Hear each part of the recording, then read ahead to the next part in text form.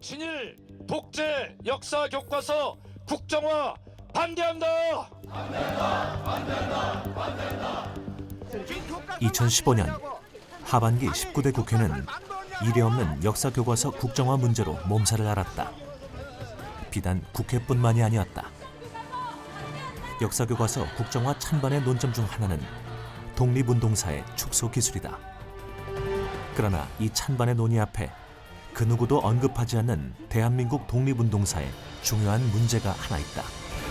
독립운동사가 지금 굉장히 축소된다고 지금 알려져 있어갖고 이건 대단히 위험한 발상이다. 민족운동에 있어서도 독립운동이 핵심인데 그 독립운동사를 통해서 사실 이제 후손들이 그 우리 후학들이 배워갖고 우리 민족의 자긍심도 걷고 또 정체성도 회복하고 그러는 것인데 그 독립운동사를 축소한다는 거는 그런 의미에서 장기적인 차원에서 우리 민족의 그런 그 근원적 뿌리에 대한 회의감을 적게 한다.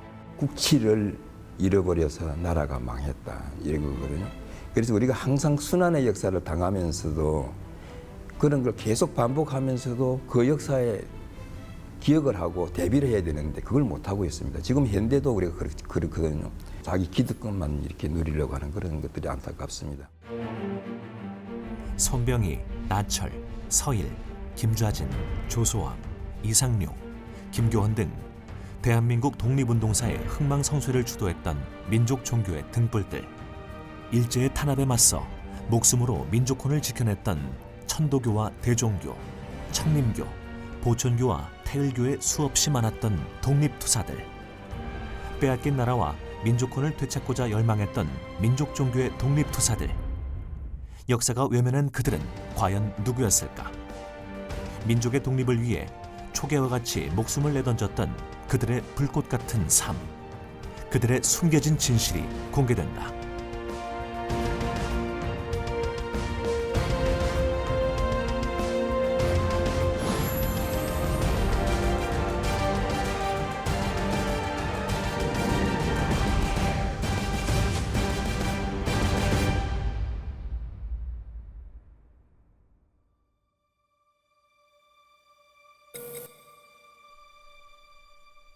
광복 71주년, 1300여 명의 독립유공자들 속에 민족 종교를 신앙하던 사람은 몇이나 될까? 오늘날 우리 역사는 손병희, 나철, 차경석 등 민족 종교 창시자들뿐 아니라 민족 종교 교단의 광범위한 독립운동에 대해서 외면해 온 것이 사실이다. 하지만 역사 속에 가려진 민족 종교의 독립운동은 우리의 상상을 초월한다. 후천개벽과 시천주, 홍익인간과 민족혼의 부활을 주창했던 민족종교는 수많은 비밀결사를 통해 을사오적 처단과 무호독립 선언, 3.1운동과 60만세운동을 전면에서 주도했는가 하면 교인 하나하나가 무장투쟁의 핵심 세력으로 간도와 연해주를 넘나들며 상해 임정 수립을 주도하고 청산리, 봉오동 전투를 승리로 이끌고 이 모든 독립운동의 군자금을 비밀리에 지원했다. 뿐만 아니라 조만식이 주도한 물산 장려운동을 지원하고 만주의 대성학교와 동흥학교 등을 세워 민족의 실력 양성을 도모했다.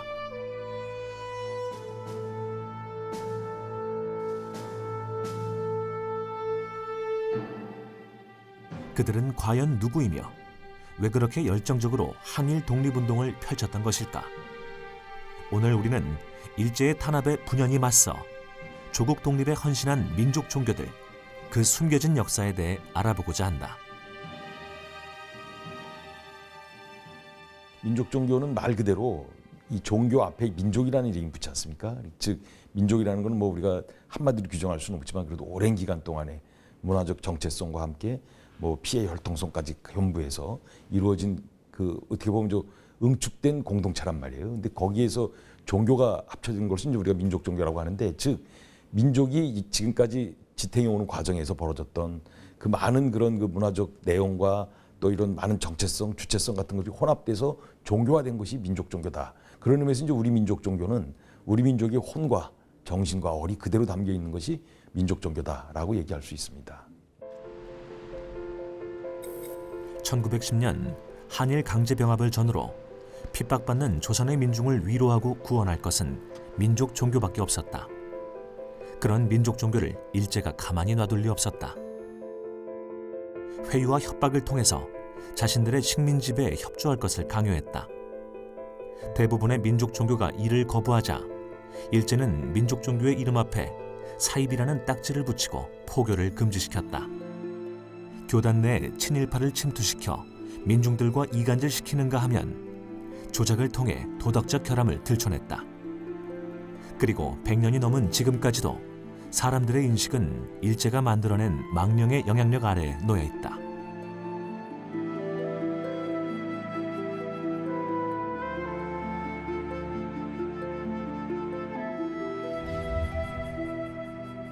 일제는 종교를 근대 천황제 국가에 충성하기 위한 복무 형태의 하나로만 인식하고 있었다. 이런 일제가 천손의식과 민족혼으로 뭉친 조선의 민족 종교를 용인할 리 만무했다.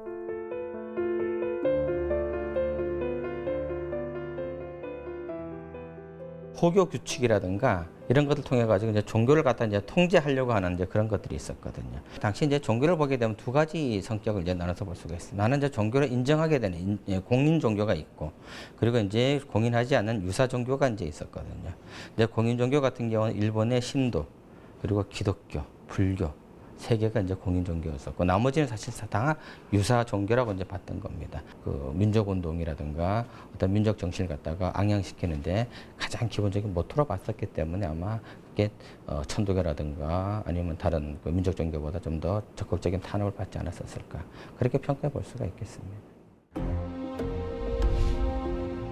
1915년 8월 일제는 포교 규칙을 제정, 공포하여 그들의 종교 정책의 골격을 만들었다.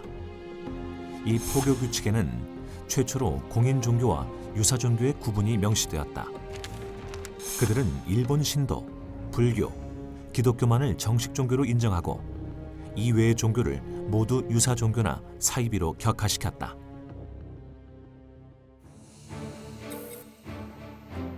일제가 유사 종교로 지정한 최초의 민족 종교는 동학이었다.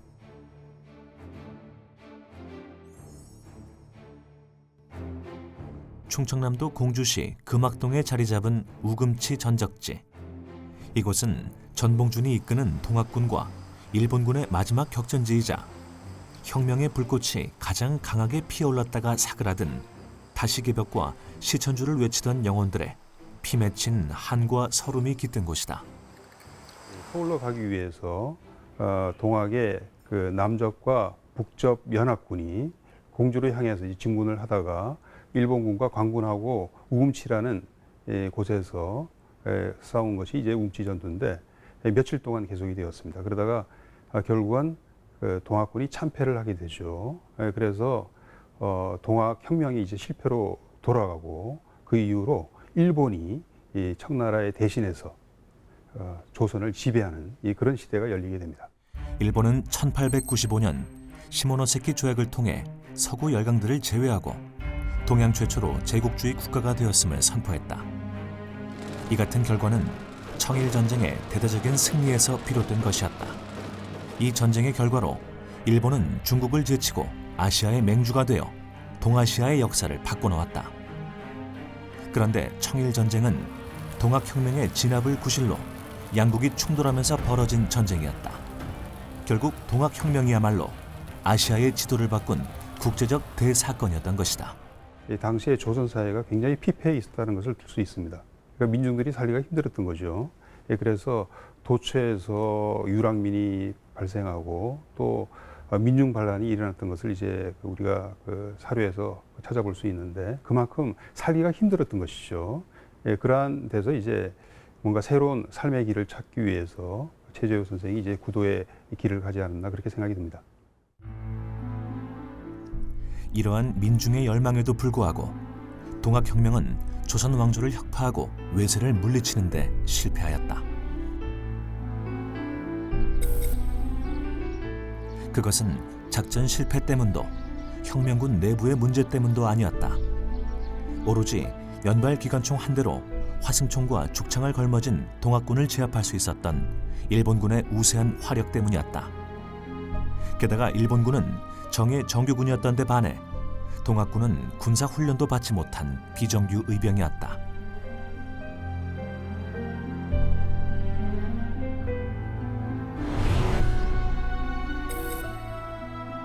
전라도에서 서울을 진격하려면 지리적으로 반드시 공주를 거쳐야 했다. 논산에서 만난 전봉준과 손병희의 목표는 공주 가명을 점령하는 것이었다.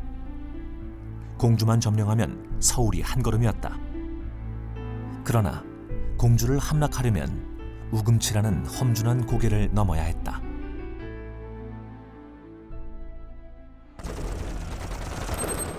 일본군은 동학군을 저지하기 위해 우금치 고개 정상에 확고한 진을 구축해놓고 물밀듯 들이치는 동학혁명군을 무참히 사륙했다. 고개는 동학혁명군들의 핏빛으로 붉게 물들었고 동학농민군들의 깃발만 나부꼈다. 우금치 전투에서 패한 이후에 일방적으로 이제 쫓겨서 도망가는 그런 상황이 전개가 되는데, 논산을 거쳐서 원평 그리고 태인, 여기서 이제 몇 차례 광군, 일본군과 이제 전투가 벌어지지만은 태인에서 마지막으로 이제 패배한 이후에는 더 이상 싸워도 가능성이 없기 때문에 동학 농민군을 해산을 하죠. 그리고 동학 농민군의 총대장이었던 전봉준도 피신을 하게 됩니다. 미완의 혁명 완수를 후세에 미룬 동학혁명 최후의 격전지 우금치. 비록 역사는 그날의 전투를 패배로 기록하고 있지만 민족의 자주적이고 독립적인 미래를 원했던 정신은 지금 이 순간에도 이곳에 고스란히 남아있다. 이런 동학의 정신은 일제강점기 민족 종교의 항일 정신에 지대한 영향을 끼치게 된다.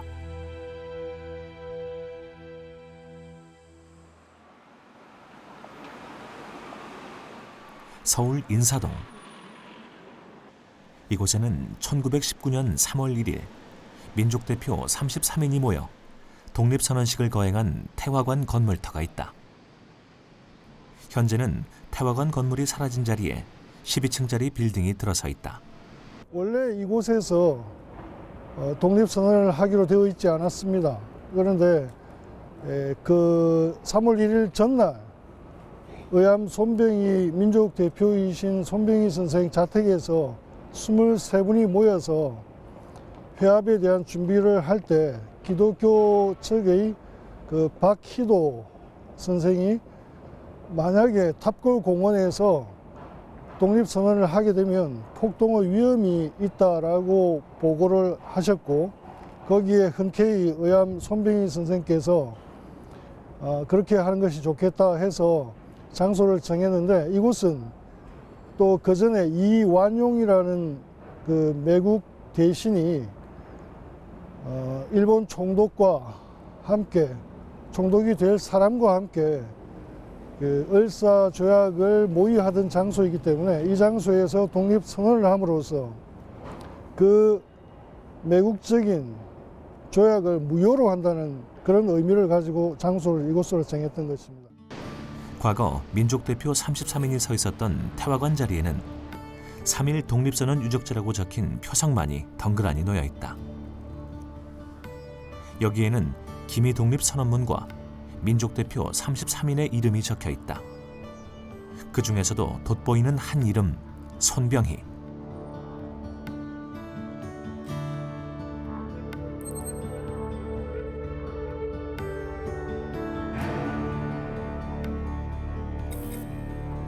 서울 강북구 북한산 자락에 자리 잡고 있는 봉황각.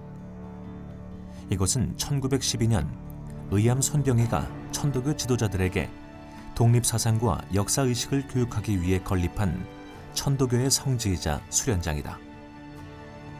손병희는 이곳에서 천도교의 발전책과 구국운동을 구상했다고 한다.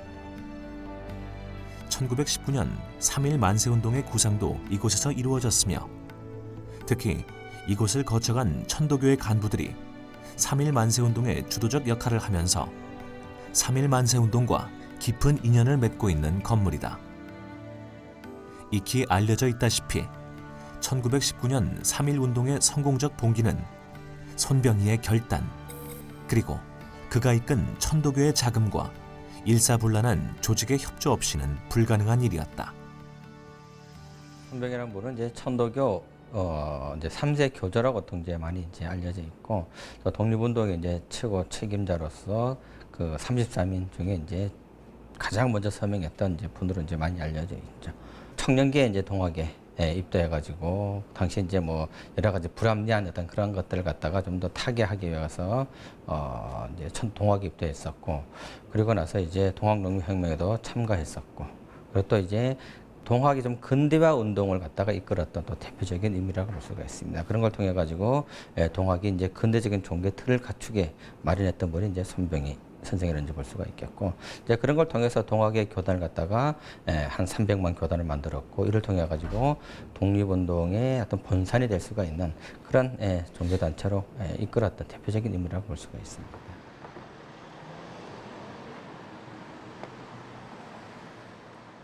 이후 손병희는 전환기 조선의 동학운동 지도자에서 조국 독립과 근대화 운동의 지도자로 거듭나게 된다. 동학의 3대 교주가 된 직후 의암은 독립협회와 개화파 인사들과 교류하며 일부를 동학에 입교시키고 이들로부터 개화 사상을 받아들인다.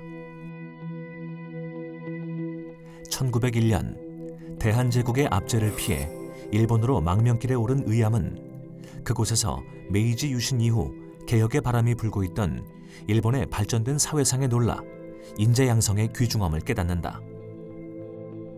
그는 1905년 동학을 천도교로 대고 천하하고 동학을 핍박하던 대한제국 정부가 몰락하자 1906년 일본에서 귀국해 근대화 운동의 선구자로 활약한다. 의암 귀국 당시 천도교단은 일제가 친일화를 목표로 잠입시킨 송병준, 이용구 등의 일진회와 교단 내 민족 세력과의 반목으로 악화 일로를 걷고 있었다. 사정을 파악한 손병희는 친일 조직인 일진회 인물들에게 출교 처분을 내림으로써 교단 내 친일 세력과 결연한 결별을 선언한다. 귀국 후 교주 자리를 박인호에게 승계하고 교육 사업에 관심을 쏟던 그는 1919년 민족대표 33인 중 한 명으로 천도교단의 자금과 조직을 활용해 3.1 만세운동을 주도한다. 그러나 독립선언서 발표 직후 서대문 감옥에 투옥된 의암은 1922년 가족들이 지켜보는 가운데 숨을 거둔다. 대부분의 지도자가 3.1 만세운동에 연루되어 옥고를 치르는 등 천도교 교단은 개창 이후 최대의 고비를 맞이한다.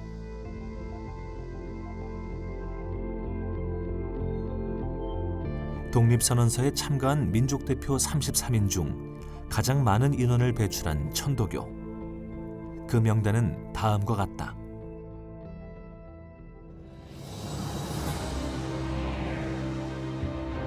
(3대) 교조이자 3.1 만세운동의 성공을 전면에서 이끈 민족 지도자 손병희. 천도교계 출판사인 보성사 사장으로 3.1 만세운동 당시 독립선언서를 인쇄해 전국으로 배포했던 독립운동가 이종일. 이외에도 민족대표 33인 중 대부분이 천도교인이거나 천도교와 밀접한 관련이 있는 인물이었다.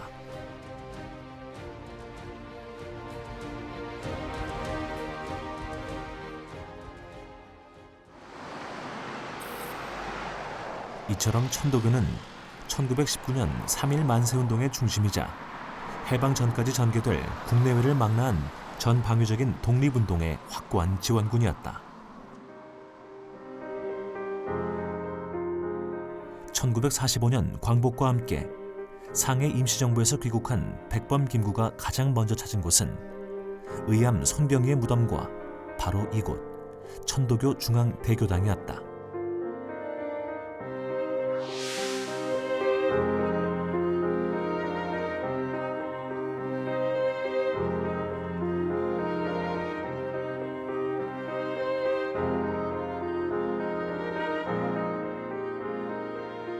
그 천도교에서 가장 내세울 수 있는 게 있다면 이제 3.1운동이죠. 3.1운동은 뭐 그 당시 우리 국내 최대의 종단으로서 신도수도 제일 많았고 또 그리고 이제 자금도 제일 많았고 조직도 가장 뛰어났고 이랬기 때문에 이제 개신교와 불교를 이제 같이 하는 걸로 돼서 물론 이제 돈이라든가 또는 인쇄, 그 독립선언서 인쇄라든가 이런 건 천도교단이 다 했죠.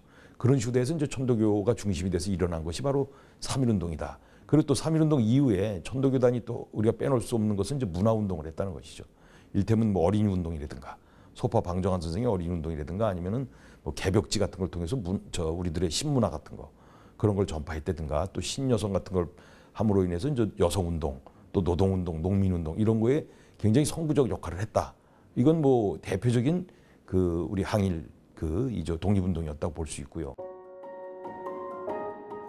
천도교의 독립운동은 사실 무장투쟁에서보다 국내외의 교육운동과 실력양성운동에 많은 영향력을 끼쳤다. 국외의 무장항일투쟁은 또 다른 민족종교, 대종교의 몫이었다.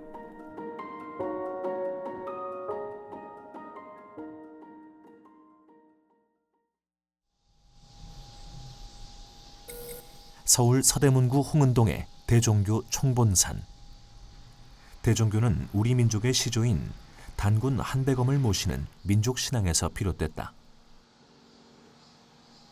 1909년 홍암 나철은 외교를 통한 독립이 유언해지자 꺼져가는 민족혼을 살리고 독립운동의 초석을 다지고자 대종교를 중광한다. 대종교 중광의 의미는 긴 세월 동안 침잠되었던 전래 단군 신앙을 다시 일으킨다는 그런 뜻입니다. 다른 민족 종교는 창시하신 분이 자기가 교주가 되는데 나철 선생님은 그 자기가 교주라고 칭하지 않고 중광한다는 옛날 이어받은 그 단군 신앙을 다시 일으킨다는 뜻으로 중광을 선택하신 것이 특징입니다.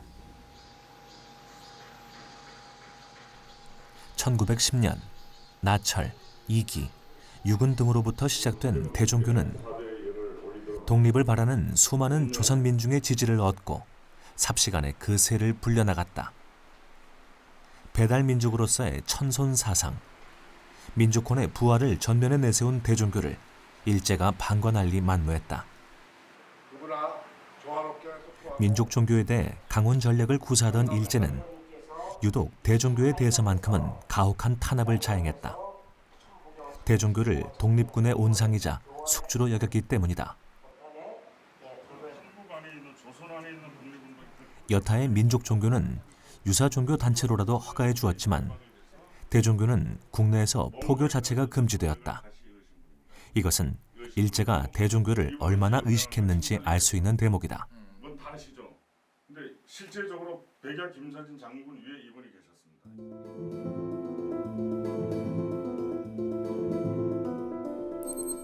일제를 피해 만주로 총본산을 옮긴 대종교는 이후 서일, 김좌진, 홍범도를 비롯한 무장 항일투쟁 세력과 신채호, 박은식, 주시경, 지석영 등의 민족 사학자들, 또 신규식, 이시영, 안재홍, 이상설 등과 같은 민족 지도자들을 배출하며 항일 무장 독립운동의 중심 세력으로 자리 잡는다.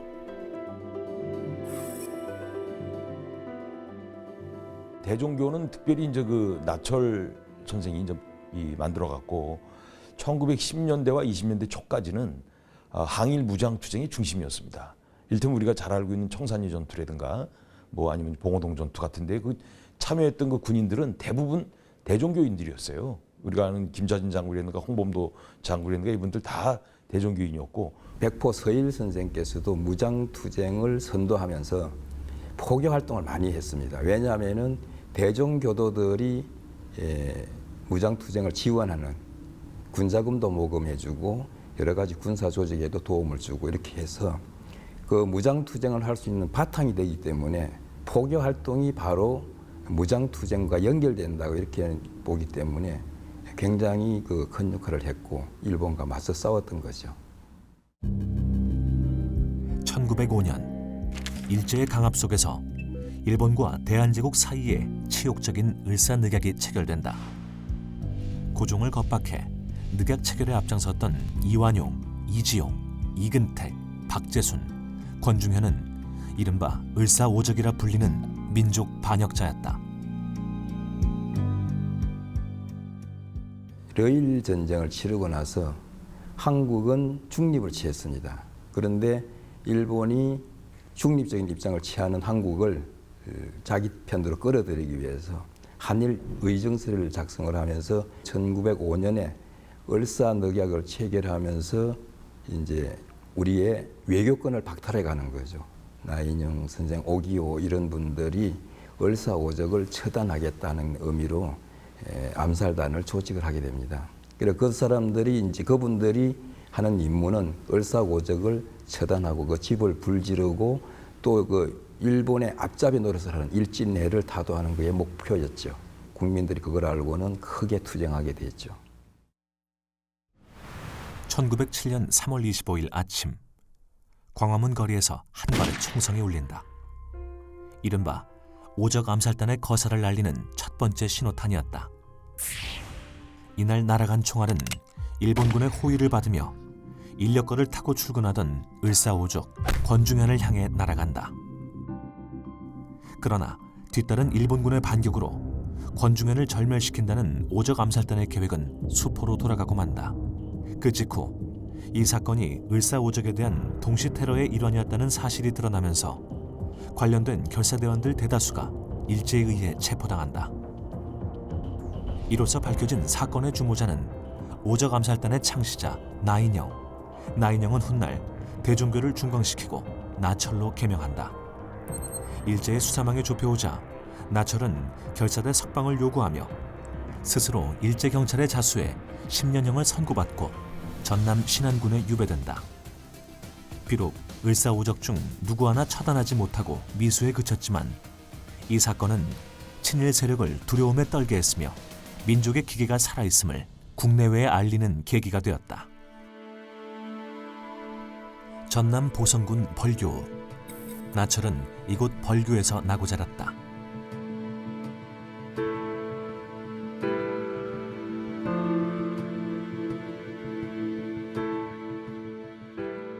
나철 선생님은 그 전라남도 보성에서 태어나셨는데 어려서는 한미한 그 양반 가정에서 태어나서 경제적으로 상당히 어려웠습니다. 그러다 보니 일찍부터 학문을 못 하다가 나중에 이제 뒤늦게서 학문에 이제 관심을 가지고 과거 준비를 해서 29 늦은 나이에 이제 과거 급제를 하게 됩니다. 벌교읍 칠덕리 금성마을에는 나철이 나고 자랐던 생가와 그를 기리는 기념관이 자리하고 있다.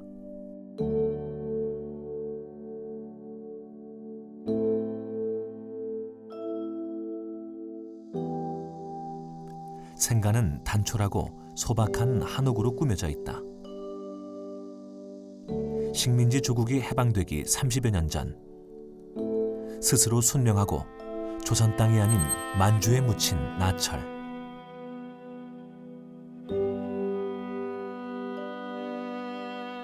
단군교를 중광하고 단기를 써서 민족정기를 드높여야 한다고 주창했던 독립운동의 아버지 홍암 나철. 그는 살아있는 민족정신을 구심점으로 독립을 이루려 했다. 홍암 나철 선생인 그 을사오적을 처단하기 위해서 암살단을 꾸려가지고 했습니다만 첫 번에 또 실패를 하고 두 번째 또 시도를 하다가 사전에 거기에 발각이 돼가지고 전부 붙들려 들어가서 징역을 5년 내지 10년 구형을 받게 되죠. 그래서 이제 감옥살이를 하게 되는데 거기서 가만히 생각하면서 그 을사오적 몇 사람을 처단한다고 해서 우리 독립에 도움이 될 것 같지 않거든요. 그래서 민족 정신을 일으켜가지고 그걸 구심점으로 해서 일본과 맞서 싸워야 되겠다는 그런 생각에서 대종교를 중광하게 된 걸로 생각합니다. 나철에 가려 잘 알려져 있지는 않지만 후배 나철과 함께 오적 암살단과 대종교 창제에 주요한 사상적 기반을 제공한 이가 바로 해학 이기다.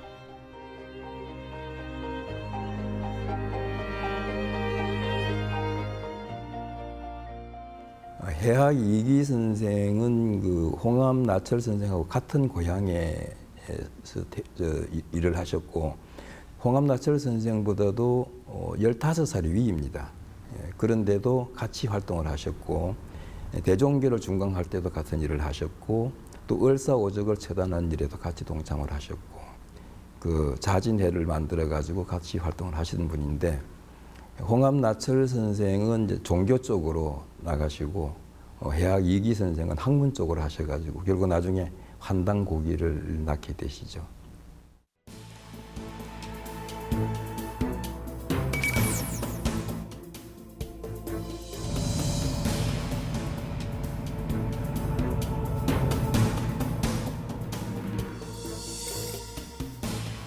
한편 나철은 일제의 탄압이 거세지자 백두산과 만주 일대를 답사하며 일제의 눈을 피해 대종교를 포교할 수 있는 지역을 물색했다. 그가 주목한 곳은 백두산 바로 아래 마을인 화룡현 청호마을. 지금도 주민 대부분이 조선족인 이 마을엔 아쉽게도 대종교의 흔적은 남아있지 않다. 1909년에 나철 선생이 서울에서 당군교를 대종교로 중광하신 후에 1914년에 바로 여기로 옮깁니다. 그러니까 이게 백두산 밑에 지금 화룡현 청파호라고 했어요.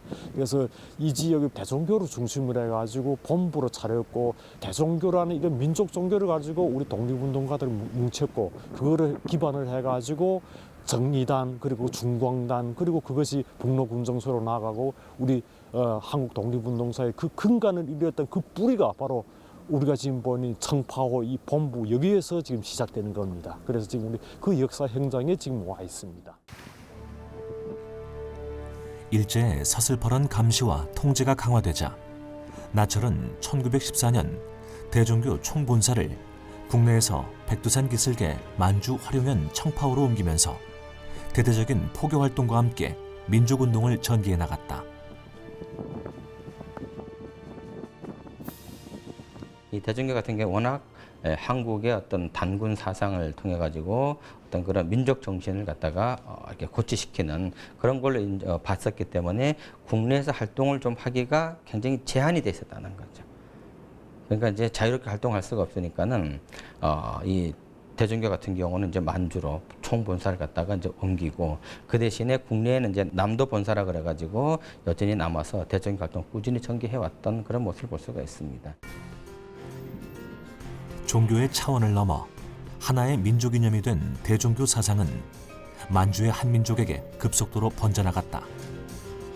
결국 나철은 체계적인 활동을 위해 포교자의 관할을 나누고 책임자를 파견한다.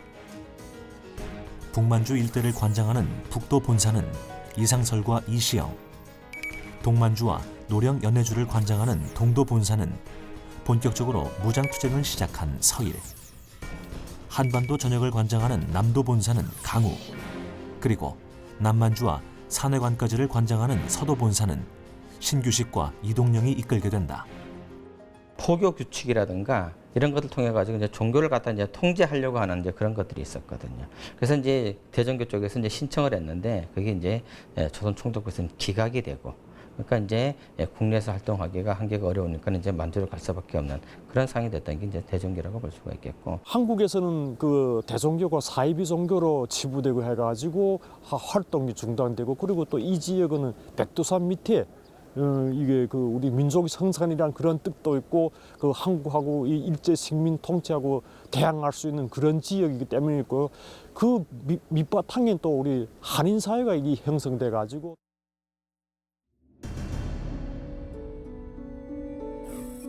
(1916년 8월 15일) 아무도 예상하지 못했던 청천벽력과도 같은 소식이 전해졌다. 대종교의 대종사이자 독립운동의 정신적 지주였던 나철. 그가 대종교의 조식 폐기법을 사용하여 스스로 목숨을 끊은 것이다. 대종교를 위해, 민족을 위해, 세계를 위해 암흑의 시대에 대한 죽음의 한거였다. 그는 유언장을 대신해 순명삼조라는 글을 남겨 그의 뜻을 천명했다.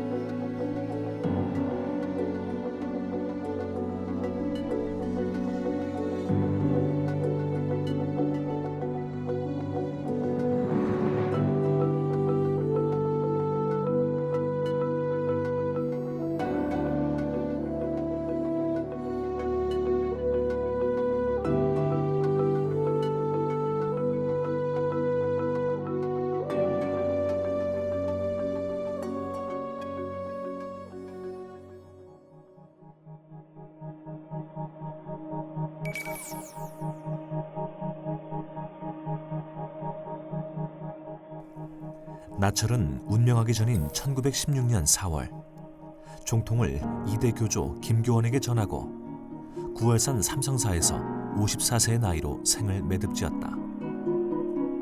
하지만 나철의 죽음은 또 다른 시작이었다. 이대 교조 김교헌은 나철의 유해를 청파호에 묻고 1917년 동경성으로 완전히 이주한다.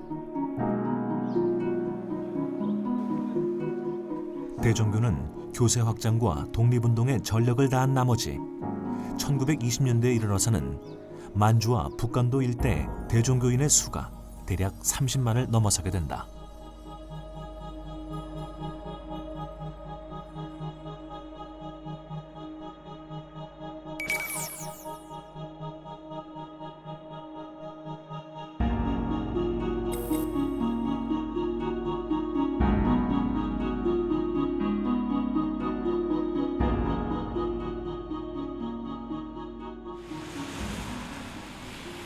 김교원을 두고 빼놓을 수 없는 한 가지 사실이 있다. 바로 1918년 3.1 만세운동의 도화선이 된 무호 독립선언서가 그것이다. 흑룡강성 해림시에 있는 한중우이공원에서 무호 독립선언서를 만날 수 있었다. 이 독립선언서가 조수왕 선생이 작성하셨고 여기 북간도 지역에서 발표가 됐던 최초의 독립선언서입니다. 우리는 이 독립선언서를 무오년에 발표가 됐다고 무오독립선언서라 그러는데 김인연이 1919년이고 무오년이 1918년인데 동경에서 있었던 28 학생 독립선언서보다 더 앞선 최초의 독립선언서입니다. 여기에 보면은 39인이 우리 민족 대표 39인이 서명을 하셨는데 무오독립선언에는 39명의 만주 독립운동가들이 참여했다. 이들 중 김교헌, 서일, 김좌진, 박은식, 신채호, 신규식, 이시여, 이상룡, 이동영, 조소왕 등 25명은 대종교의 핵심 인물들이었다. 만주의 한민족이 똘똘 뭉쳐 육탄혈전으로 조국의 독립을 완수하자는 결의문은 곧 실제 무장 항일투쟁으로 이어졌다. 1920년 6월 홍범도 장군이 이끄는 대한독립군이 활약한 봉오동 전투를 시작으로 곧이어 서일 총재와 김좌진 장군이 이끄는 북로 군정서를 중심으로 전개된 10월의 청산리 전투는 일본군 사상자가 3천여 명에 이르는 대승리였다. 1933년 7월에 지청천 장군과 신숙이 지휘하는 한국 독립군이 중국 의용군과 합세하여 일본군 한개 연대 병력을 전멸시킨 대전자령 전투와 동경성 전투로 만주의 무력 항쟁은 그 기세를 올리고 있었다.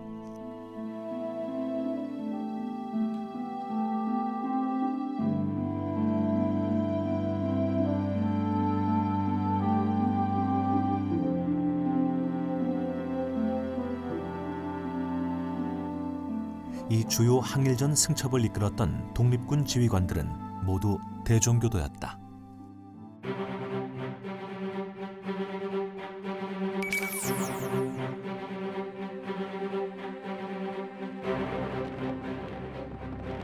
특히 서일이 총재를 맡고 김좌진이 이끌었던 청산리 전투의 주역 북로 군정선은 절대 다수가 대종교인으로 이루어진 무장 항일단체였다.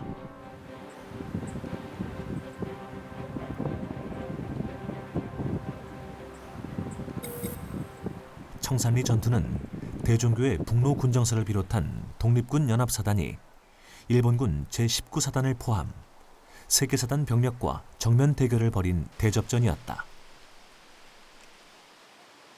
청산리 전투가 가지고 있는 우리가 1910년부터 1919년까지 식민지 치하에서 살다가 우리가 3.1 운동을 통해 가지고 자유민임을 세상에 알렸는데 그건 평화적인 시위였습니다. 그럼 그걸 가지고 안 되니까 무장 독립운동 해야 되겠다. 총을 들고 나선 거죠. 그래서 여기에서 우리가 독립군이 첫 일본군을 대항해 가지고 우리가 싸워 이긴 그런 금자탑을 싸워준 곳이고 이 지역은 청산리 전투가 처음 시작된 곳입니다. 그래서 일주일간 거쳐 가지고 대소 10여 차례 전투가 일어났는데 그것을 우리가 통칭해서 청산리 독립전쟁이라고 하고 있습니다. 그래서 그것을 1930년대 이후에 우리 독립운동이 하나의 큰 자부심이 되고 그런 김자태불이라든 그런 곳에 와 있고 우리가 지금 이곳에 청산리 전투 기념비를 세웠다고 지금 보고 있습니다.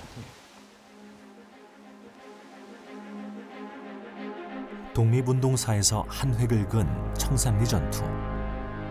북로 군정서를 이끌고 청산리 전투를 승리로 이끈 인물은 백포 서일이다. 그는 대종교에서 교조가 아님에도 나철, 김교헌, 윤세복을 포함한 대종교 사종서로 받들어진다. 백포 서일 그분은 우리 항일 무장 투쟁을 선도한 분입니다. 1910년 이제 한일 늑약이 이루어지고 나니까 이 국내에서는 민족운동을 못하겠구나 하는 생각에서 1911년 1월 달에 전부 6가족을 거느리고 만주 북간도로 들어가게 됩니다. 두만강을 넘어서. 거기에 가셔가지고 제일 먼저 중강단이라는 항일 무장단체를 결성을 합니다. 두만강을 넘어오는 여병 출신들 또 대종교 출신들 이런 분들을 모아가지고 중강단을 조직하죠. 1919년 3.1 만세 독립운동 만세가 일어나지 않습니까? 만세운동이 일어나는데 맨손으로 하는 독립운동인데 일본 군들이 무력으로 진압을 해버리잖아요. 그러니까 일본이 무력으로 우리나라를 침략을 했으니까 일본을 무력으로 쫓아내는 방법밖에 없다. 이래가지고 이제 중강단 조직을 대한정의단으로 고치면서 강화시켜 나가죠. 그러면서 대한정의단 밑에 군정이라는 무장단체를 만들어가지고 하시다가 군사전략가가 부족하니까 김자진 장군을 영입해드린 거죠. 그러면서 군사 분야에 장교를 양성하고 군사를 훈련시키는 일을 업무를 맡긴 거죠. 그래서 사관 연성소장 겸 이제 대한군정서 사령관을 맡긴 거죠. 그래서 서일 총재는 김자진 장군 위에 있는 분이죠. 그리고 또 현장에서 김자진 장군, 이범석 장군, 홍범도 장군 이런 분들이 또 지휘 능력이 탁월해가지고 청산리 전투를 전부 승리로 이끄는 것이죠. 그 밑바탕에는 서일 총재가 계셨다는 거죠.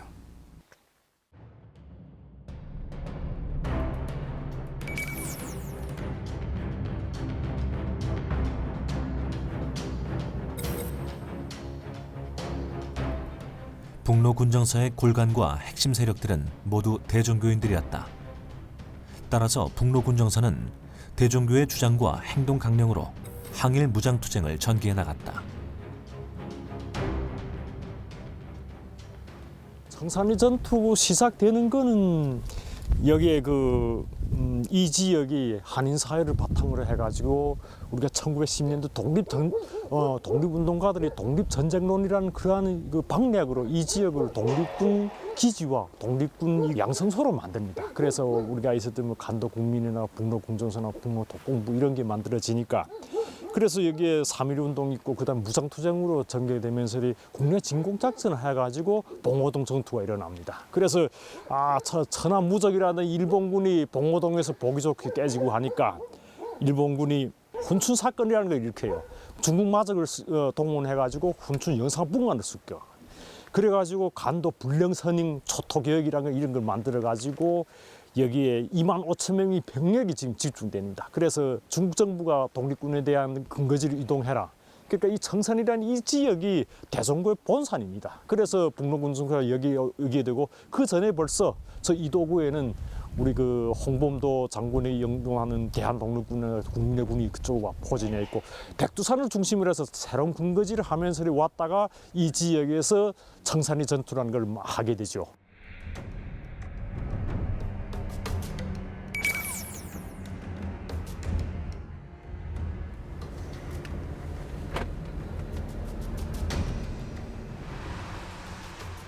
(1920년) 하순 왕청현 서대파에 주둔하고 있던 북로 군정서 주력 부대는 훈춘 영사관을 습격해 일본군의 기밀 문서를 확보한다.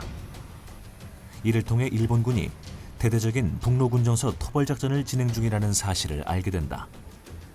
이에 북로 군정서군은 일본군을 청산리 계곡으로 끌어들여 섬멸하려는 모종의 계획을 세운다.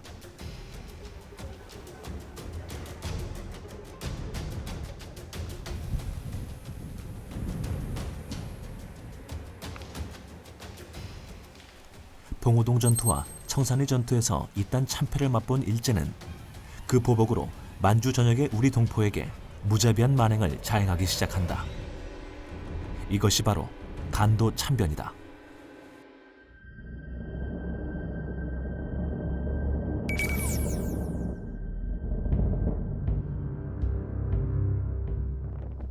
일제는 만주 일대 군인들을 집결시키고 조선족 거주 지역의 가옥들을 불태웠다. 민간인들을 무차별 학살한 대대적인 보복이었다. 일제는 무력 진압과 함께 아예 대종교의 싹을 제거하려는 시도를 한다. 1925년 조선 총독부와 만주 군벌 장장님이 맺은 삼시협약에는 대종교가 강제 해산되어야 할 불량단체로 명시되어 있다.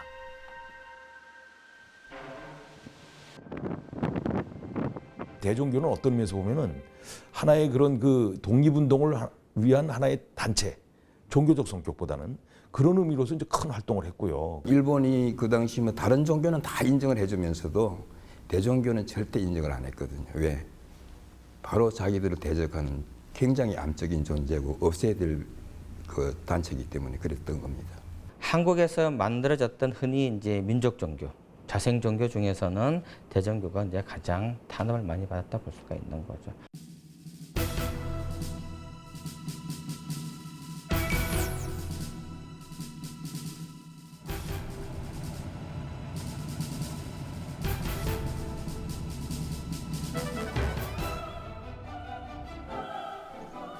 일제의 탄압이 대종교 총본산인 청파오에까지 미치자 대종교 총본산은 부득이 일본 세력의 영향력이 미치지 못하는 러시아 국경 근처 흑룡강성 밀산시 당벽진으로 이전한다. 대종교 총본사가 1921년 11월 달에 명안에서 밀산을 왔습니다. 그래 총본사가 어디에 왔는가 하면 중천에 와 자리를 잡았는데 중천 이곳입니다. 그럼 좀 대종교 총본사는 자리가 그럼 여기예요, 그러면? 네, 이게 자리죠. 지금 여기 보면, 이 자리요? 여기. 흔적이 하나도 없네요. 흔적이 없습니다. 38년, 39년 이후에는 여기 목동 다 일본 놈들이 와가지고 다 철거해 시겠으니까 다 물 살아버리고 소이라는 게 하나도 없었지. 일본군의 습격을 피해 밀산으로 이동한 서일과 김좌진의 북로 군정선은 청산리 대첩의 승리에 고무된 많은 독립군 단체와 이곳에서 합류한다. 독립군의 통합을 절감한 이들은 북로 군정선을 중심으로 10여 개의 독립군이 통합하여 총 병력 3,500여 명으로 이루어진 대한독립군단을 결성한다. 총재에는 서일이, 그 밖의 지휘관에는 김좌진, 홍범도 등이 추대된다.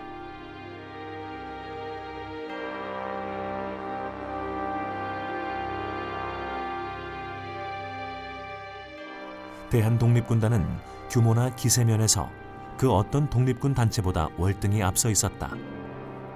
이들은 러시아와 연합해 항일 무장전선을 펼치고자 대군단을 이끌고 연해주 자유시로 향한다. 1921년 20년 12월 달에 밀산에 와서 그 대한독립군단을 결성한 다음에 그 부대들이 대부분 부대들이 다 어디를 넘어가는가 하면 소련을 갔습니다. 소련을 갔는데 서일만은 여기 남아서 뭐 했는가 하면 돈병제를 실시하면서 농사를 짓고 부대를 훈련해가지고 다시 재조직을 준비를 했지요. 그러나 기대와 달리 소련과 일본의 정치 야합과 독립군단 내의 갈등으로 괴멸 수준의 타격을 입고 마는 대한독립군단. 이 사건으로 인해 간도와 연해주의 독립무장 투쟁 전열은 다시는 회복할 수 없는 타격을 입게 된다. 그때 자유시 참변을 당하지 않았더라면은 더 빨리 군대를 양성해서 일본에서 대적해가지고 정말 우리가 일본을 향해서 정말 정규전을 한번 펼쳐보고 본때 있게 싸워볼 수 있었을 건데 그러지 못했던 것이 상당히 아쉽죠.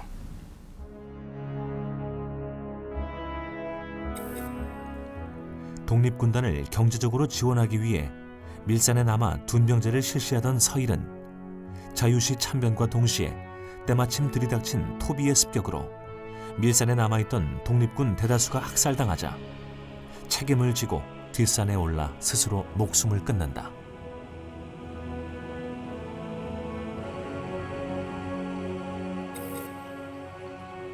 대한독립군단의 좌절, 총재 서일과 제2대 교조 김교헌의 죽음에도 불구하고 대종교의 민족의식 고취 활동과 항일 독립운동은 멈추지 않았다. 그들이 일제에 의한 수많은 역경과 고난을 이겨내고 그토록 민족의 독립과 민족혼 부활을 부르짖었던 이유는 무엇일까?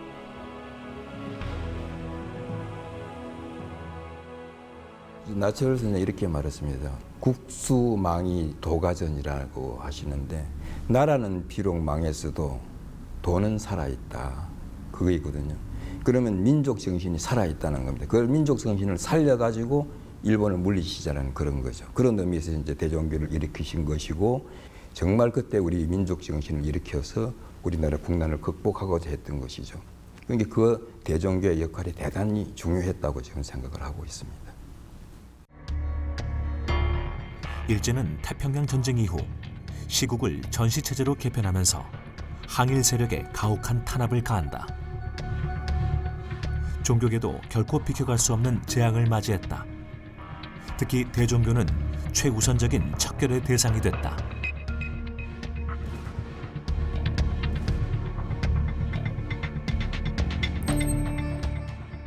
(1942년 12월) 조선어학회 사건을 빌미로 만주를 중심으로 독립활동과 민족혼 지키기에 앞장서왔던 대종교는 역사상 가장 가혹한 박해로 기억되는 이모교변을 통해 지도자의 대부분을 잃게 되는 결정적 타격을 입는다.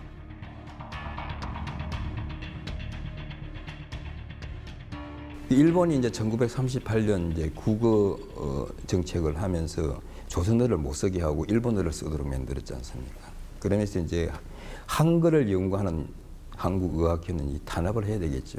윤세복이 이극노에게 당군 성가라는 이 가사를 적어주면서 그걸 좀 붙여달라고 한 것이 이극노 그분의 이제 책상 위에서 일본 경찰이 발견을 하고 그걸 빌미로 해가지고 이제 그 관련자들을 잡아들이는 그런 걸 했고. 그때 이제 그 수뇌부들이 일거에 그냥 한 20여 명이 다 체포돼 갖고 그 중에 또 한 10명이 고문사합니다. 그때 이제 유명한 백산 안희재 같은 선생님들이 이제 그때 고문사하죠. 그래서 이제 그 완전히 뭐 뿌리가 그냥 그 지탱되기 어려울 정도로 탄압을 받았어요. 이모 교변으로 체포된 대종교 지도자는 25명. 그들은 모두 영안 현서에 구금되었고 일제의 밀정으로 대종교에 잠입했었던 조병현에 의해 신분이 확인되었다. 이들 중 4명만이 석방되고 간부 21명 중 대다수가 목단강성 부근의 액하 감옥에 투옥되었다.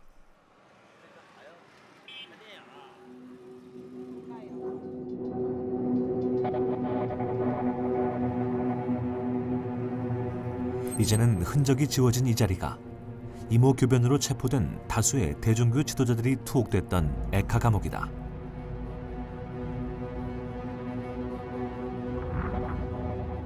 여기에 투옥된 대종교인들은 일제의 가혹한 고문을 견뎌야 했다.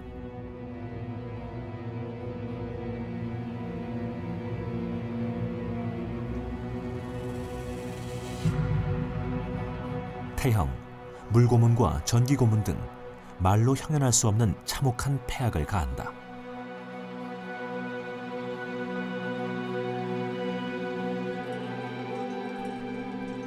나철의 두 아들인 나정련과 나정문을 포함하여 권상익, 이정 등 10명의 대종교 지도자들이 잔인하고 혹독한 고문의 후유증으로 옥사한다.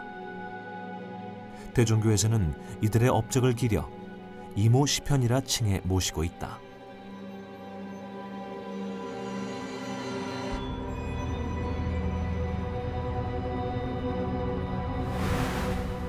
역사의 무관심 속에 잊혀져가는 이모 시편. 그들의 이름은 다음과 같다. 권상익, 이정, 안희재, 나정련, 김서종, 강철구, 오근태, 나정문, 이창원, 이재유. 평생을 에카 감옥 근처에서 살았던 현지인으로부터 그날의 참상에 대한 특별한 얘기를 들을 수 있었다. 日本人都说高枪打死的嘛，折磨死的也有，病死的、打死的， 병원으로 죽은 것도 있고. 就这怎么死的都有啊。就是监狱里死的人看不见，实际都是搁地道抬走了，弄出去送到北山万人坑。据说，老人们都那么说。万人坑那你们不知道，那哎呀，就是沙子里头都是人骨头。 우리는 감옥 안에 있었던 비밀 통로를 직접 찾아보기로 했다. 독립운동 역사에서 한 번도 소개되지 않았고 방송에 최초로 공개되는 에카 감옥 비밀 통로. 大概是来了以后，搁这进去，这挺大啊， 크다네 안에. 完了说死人搁这抬走。 고려할 정도로 깊은데.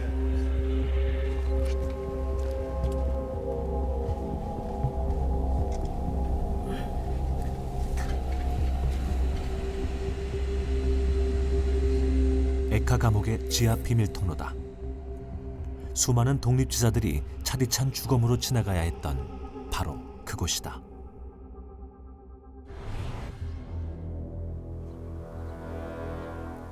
청파오 종산의 조그만 황토 구릉 위에 삼위의 무덤이 서쪽 화룡시 건너 청산리를 향하고 있다.